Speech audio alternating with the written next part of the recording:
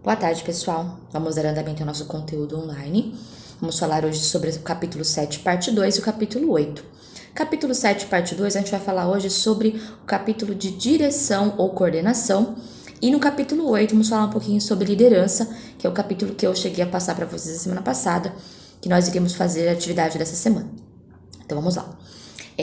O capítulo de direção ou coordenação, que é a segunda parte do capítulo 7, que ficou pendente da semana passada, ele é o capítulo que vai falar um pouquinho para vocês sobre todos os esforços que são realizados em meio à coordenação de pessoas, à liderança de pessoas.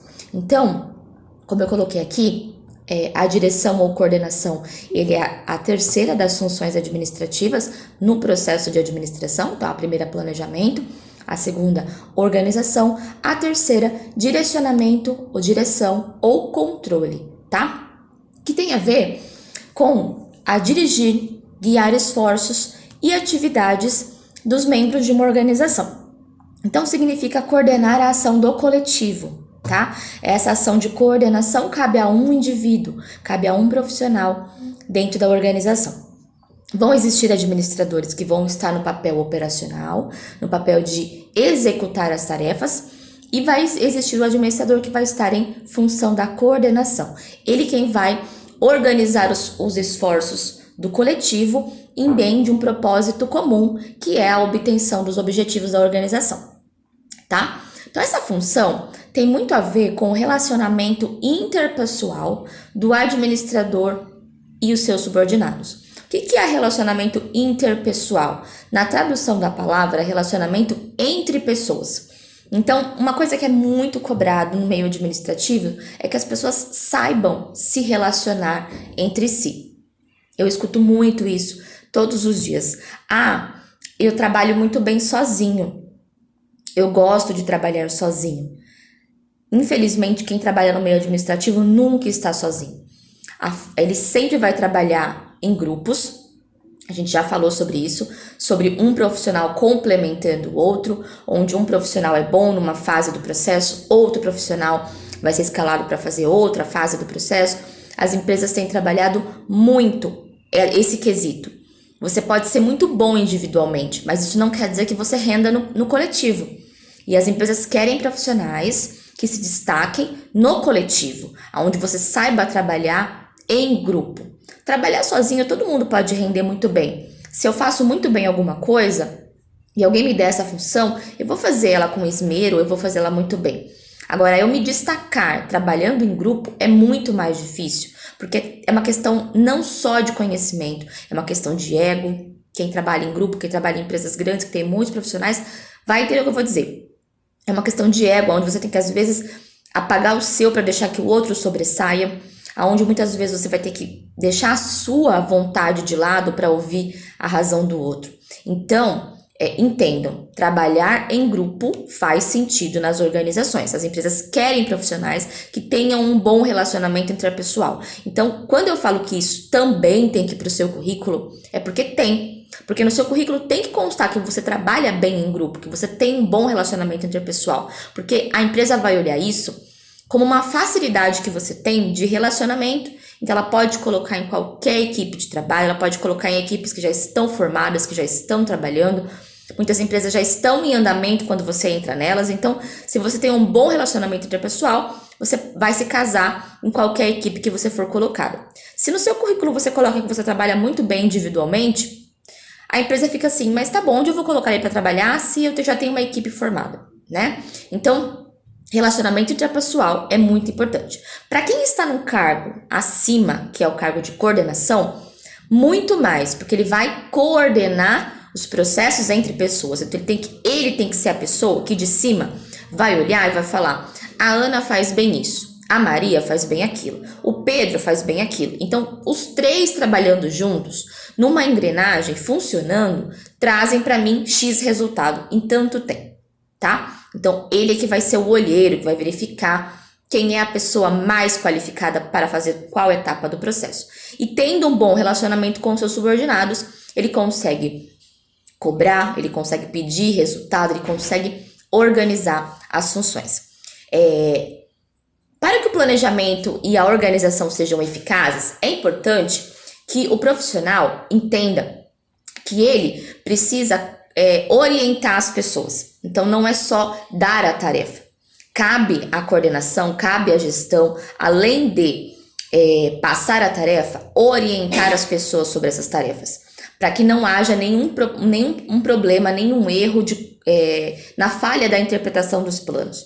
Porque eu posso entender uma coisa, a outra pessoa pode entender outra, o outro funcionário pode entender outra coisa, então cabe a coordenação alinhar tudo que ficou entendido no plano para que todo mundo caminhe na mesma linha de raciocínio. Olha, o plano, o objetivo, a meta é A, B, C e D. Todos vão estar focados em chegar no mesmo resultado juntos, tá? Então, cabe à coordenação orientar, apoiar, ter uma correta comunicação. Então, a correta comunicação é de forma clara, de forma objetiva, de forma a não deixar dúvida.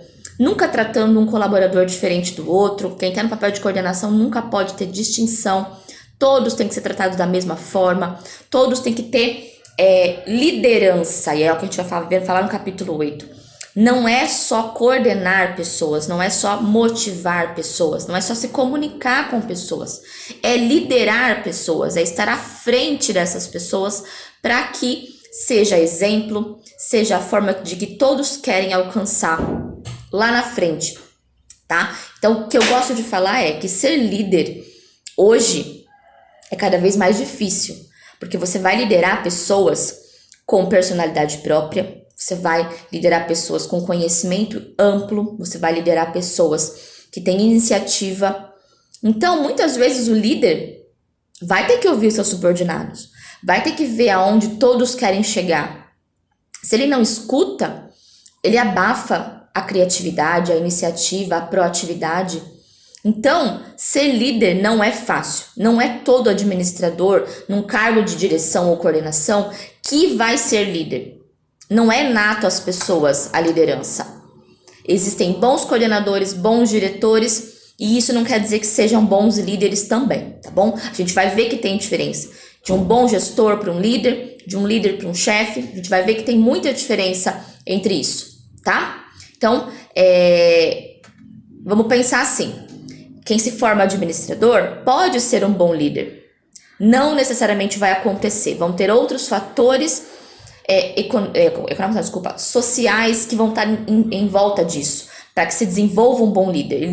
A liderança não é nata, tá? Não nasce com a pessoa, ela vai ter que desenvolver traços de liderança, tá bom? Então vamos lá, falamos tudo sobre o capítulo 7, deixa eu ver aqui. Ficou faltando falar sobre os 3 níveis da liderança. Então, o líder, da liderança não, da coordenação. A coordenação ou a direção pode acontecer em 3 níveis. Pode acontecer, lembra que a gente falou sobre planejamento tático, o estratégico e o operacional? A mesma coisa acontece aqui na direção, na coordenação. Vai acontecer em 3 níveis de abrangência. No nível global, que é aquele que acontece em toda a organização, então é a presidência que está lá acima de todo mundo, é a abrangência global da direção ou coordenação. Departamental, onde a gente pode falar que a supervisão ou a gerência cuidam de um departamento, então é uma subdivisão da abrangência global, é a departamental, então é o supervisor ou o gerente cuidando dos seus subordinados. E abaixo disso ainda tem o operacional, aonde dentro do operacional a gente ainda vai ter um profissional que vai se destacar, que dentre eles ainda vai coordenar o restante da equipe, tá? Sempre você vai ter, por exemplo, um funcionário que está acima de você.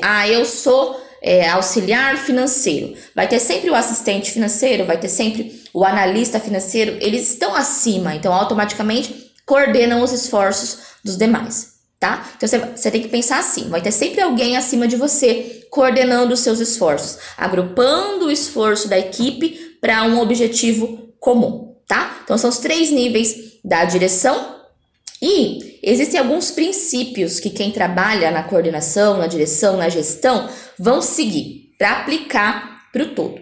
Então primeiro, a gente precisa saber que cada unidade de comando, aliás, cada grupo de subordinados tem uma unidade de comando. Eu já falei sobre isso lá no comecinho desse capítulo.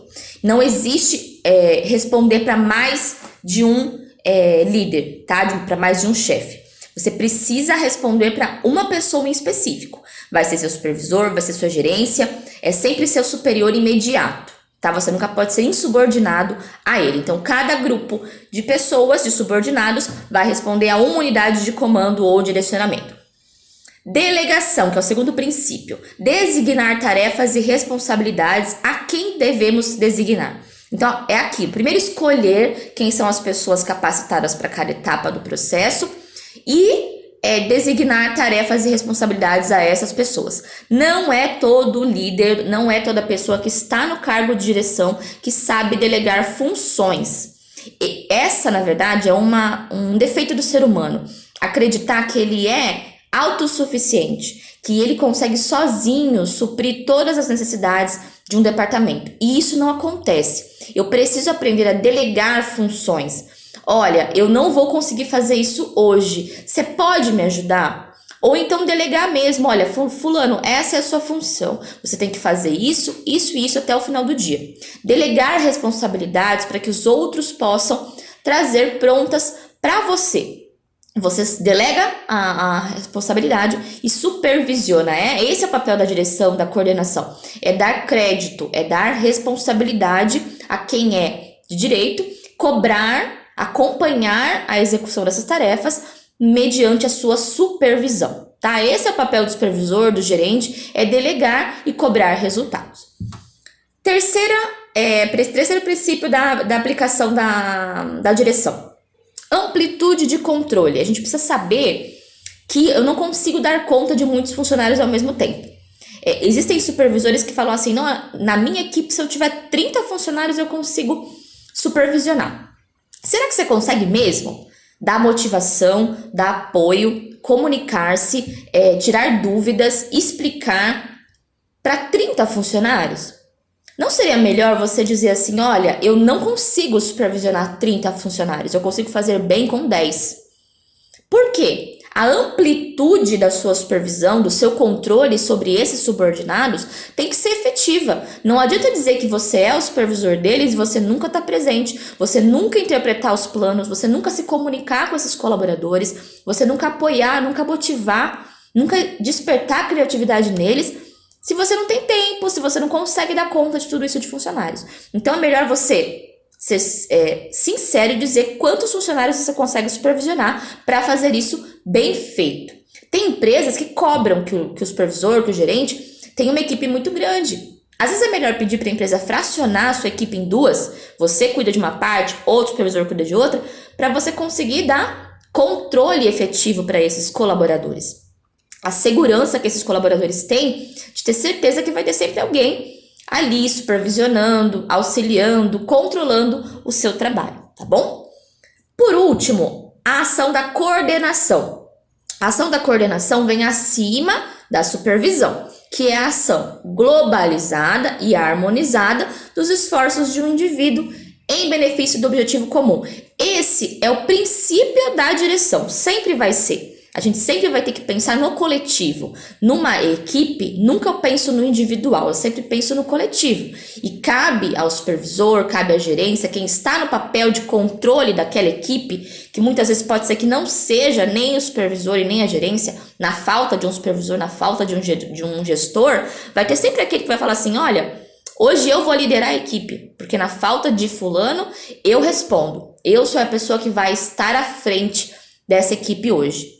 Não necessariamente precisa ser alguém no papel de gestor, mas ele que vai coordenar os esforços da equipe em torno do objetivo comum, do dia, da semana, do mês, seja qual o período para qual ele foi designado para estar nesse papel de direcionamento, tá bom? Então é muito importante a gente saber sobre isso, tá? Que a coordenação de esforços coletivos para chegar num objetivo comum é o papel de todo supervisor, de todo gestor diariamente.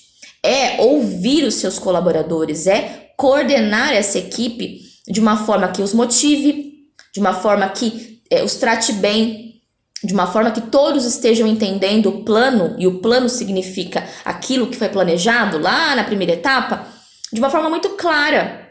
para que não haja nenhum telefone sem fio, para que ninguém se sinta diminuído em relação ao seu colega de trabalho. E aí eu vou fazer uma pergunta para vocês. Quantas vezes vocês já foram diminuídos pelo seu gestor? Quantas vezes o seu gestor não faltou com respeito com você na frente dos seus colegas de trabalho? Quantas vezes o seu gestor já não te deixou fazer a atividade vendo que você estava errando só para dizer que você errou e ele viu? Então é isso que a gente vai falar no capítulo 8. Não necessariamente quem foi contratado para estar no papel de direção, de gestão, de controle, vai ser um bom líder. Para isso, existem outras características que precisam ser trabalhadas, outras que já nascem com a pessoa, tá? Esse assunto a gente vai falar daqui a pouquinho no capítulo 8. Eu vou dar uma pausa aqui no vídeo, só para a gente poder não ficar com o vídeo muito longo. Já entro com o próximo vídeo do capítulo 8. Até mais!